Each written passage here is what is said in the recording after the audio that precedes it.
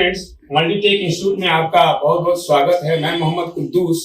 आज हम लोग बैटरी चार्जिंग सर्किट के बारे में डिस्कस करने जा रहे हैं। इसका पहला पार्ट मैं आज आपके सामने रख रहा हूं, आप इसे ध्यान से समझें। तो दोस्तों, मैं आपको बताना चाहूंगा कि किसी भी चार्जर में सबसे पहले 220 वोल्ट एसी दिया जाता है, जैसे कि हम यहाँ से इसे लाइन या लाइन कहा जाता है, और साथ ही साथ दूसरा होता है न्यूट्रल।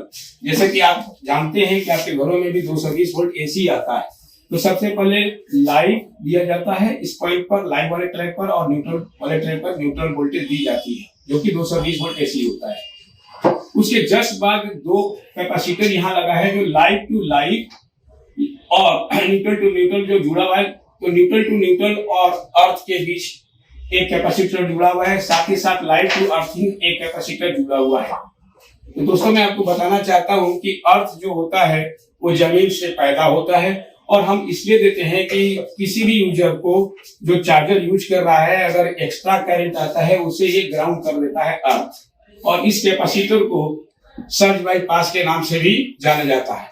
यदि किसी भी तरह का सर्ज आता है तो वो बाईपास कर देता है, जिससे एक्सटर्नल करंट या एसी करंट हमें लॉस कर देता है। उसके जस्ट बाद सर एक फ्यूज लगा है, जिसे एसी फ्यूज के नाम से भी पुकारा जाता है, इसे एसी फ्यूज कहते हैं।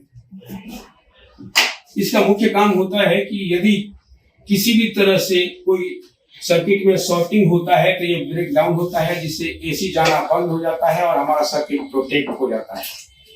साथ ही साथ इसके जस्ट बाद लाइव और न्यूट्रल के बीच एक एमओवी या VDR लगा होता है। एमओवी मीन्स होता है मेटल ऑक्साइड वैरेक्टर, जो एक विशेष प्रकार का रेजिस्टर होता है, जिसे हम VDR के नाम से भी जानते हैं, वोल्टेज डिपेंडिंग रेजिस्टर, जो लाइव और न्यूट्रल के बीच लगा होता है। इसका मुख्य काम होता है 220 वोल्ट से अधिक वोल्टेज अगर इनपुट होती है तो ये शॉर्ट हो जाता है, और इस प्रकार का ये फ्यूज उड़ जाता है, जिससे सर्किट ब्रेक डाउन हो जाती है और आगे करंट नहीं जाता है और सर्किट हमारा प्रोटेक्ट हो जाता है।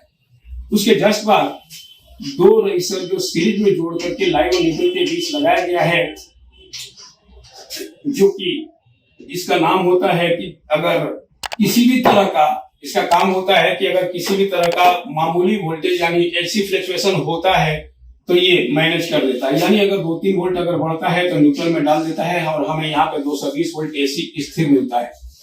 उसके जस्ट बाद एक कैपेसिटर लगा हुआ है लाइव और न्यूट्रल के बीच, जिसे डिस्टोर्शन फिल्टर कैपेसिटर के नाम से जाना जाता है। इसका मुख्य काम होता है कि अगर हवा के द्वारा या कोई भी अनावश्यक सिग्नल अगर 50 हर्ट्ज से ऊपर आता है तो वो तुरंत बाईपास कर देता है। यानी कहने का मतलब ये है कि मोर देन 50 हर्ट्ज की फ्रीक्वेंसी अगर कोई भी आती है उसे वो लॉस कर देता है और फिल्टर करके आगे बढ़ा देता है। उसके जस्ट बाद ये लाइन फिल्टर कॉइल है।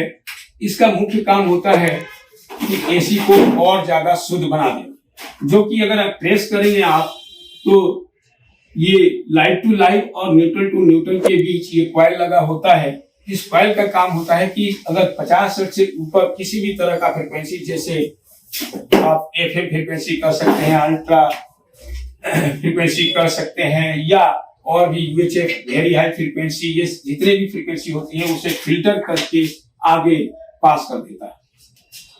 फिर उसके बाद एक और कैपेसिटर लगा है जो लाइव और न्यूट्रल के बीच, इसे भी सर्ज बाईपास कैपेसिटर कहते हैं, और ये उसे भी फिल्टर कर देता है। यानी कहने का मतलब ये है कि पहला फिल्टर एसी करने वाला ये है, दूसरा ये और तीसरा ये। 3 बार फिल्टर करने के बाद हमें यहाँ पर प्योर एसी मिल जाता है। अब आपके मन में ये सवाल आता होगा कि एसी को क्यों फिल्टर करते हैं। इसका जवाब ये है कि अगर हम एसी को फिल्टर करेंगे तभी हमें प्योर डीसी मिलेगा। इसलिए क्योंकि हमें प्योर डीसी बनाना होता है, इसलिए हमें इस सर्किट के द्वारा, जो कि कंप्लीट अगर हम सर्किट की बात करें, इसको तो लाइन फिल्टर सर्किट भी कहा जाता है, इसका काम प्योर बना देना है एसी को। उसके जस्ट बाद ये 2 कंपोनेंट लगे हैं, जिसे एनटीसी के नाम से जाना जाता है।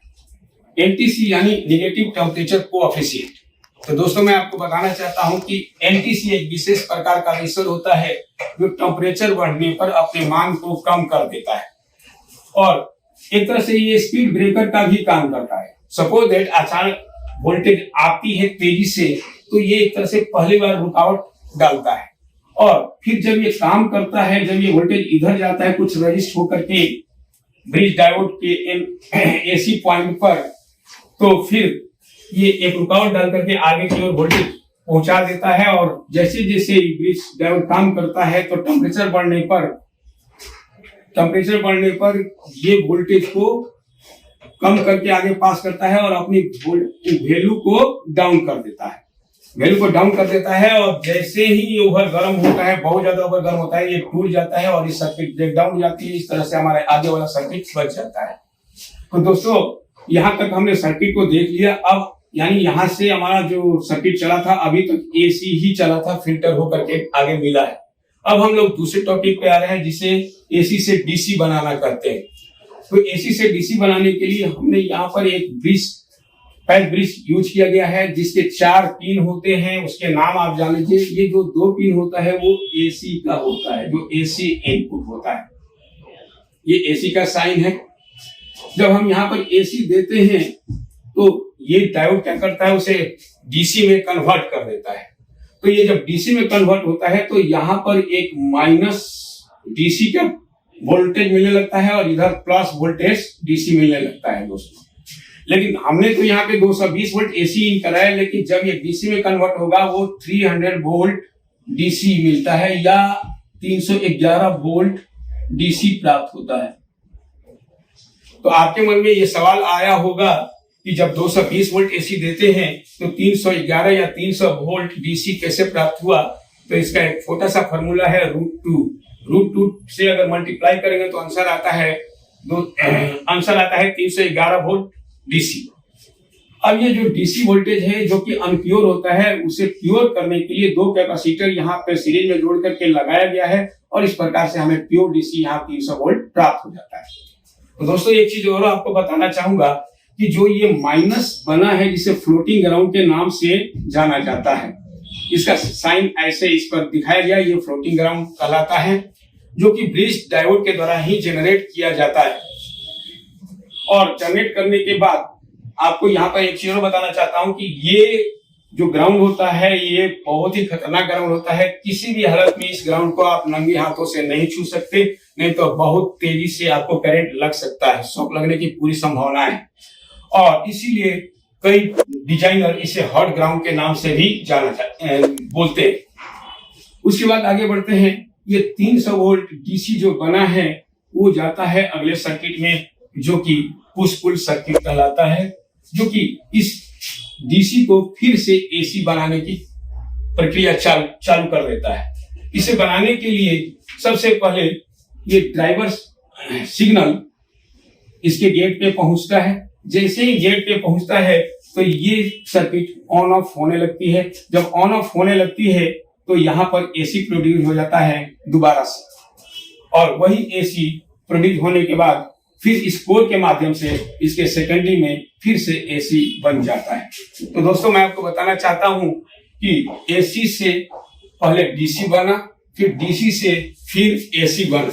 तो अभी तक जो मैंने आपको ये बताई है, ये पहले चैप्टर का ये रूल बताया मैंने। अगले चैप्टर में हम फिर आपसे दूसरे इसी के आगे वाले सर्किट पे बात करेंगे। Thank you very much.